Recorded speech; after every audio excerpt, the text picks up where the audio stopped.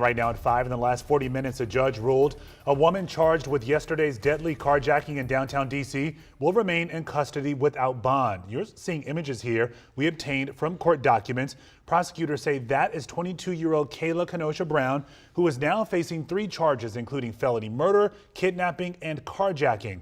Our Rafael Sanchez-Cruz was in the courtroom as this all went down today. And Rafa, we're learning a lot more about this case. What do you know?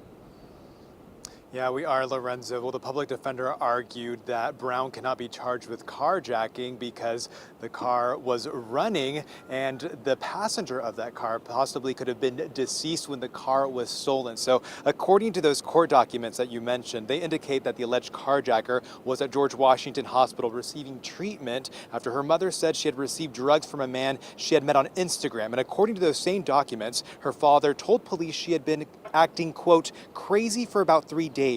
That alleged carjacker has been identified as 22-year-old Kayla Kenosha Brown. Now, according to police, Brown escaped from the hospital at the same time that a Mazda SUV pulled up to the front of the medical center. The driver of the SUV stepped out of the car to get a wheelchair for her mother, who was riding in the passenger seat. And that's when police say Brown jumped into the driver's seat and drove off with 55-year-old Leslie Marie Gaines of Northeast DC. Court documents tell us that Gaines' daughter was taking her mother to the hospital following a physical therapy session in which Gaines said she had blurred vision and couldn't feel her legs. 18 minutes after the alleged carjacking, Brown crashed into a building on D Street Northwest, not far from where I'm standing, and just after 2:30, Gaines was pronounced dead at George Washington Hospital. Now, Brown is facing, like you mentioned, those felony murder charges, kidnapping, and carjacking charges. Gaines' family was also here in court. They had an emotional moment following the hearing today. They're saying that obviously they're here to support her cousin, and they told us that both Gaines' daughter and her son are not doing well following this tragedy. Brown is due back in court here in D.C.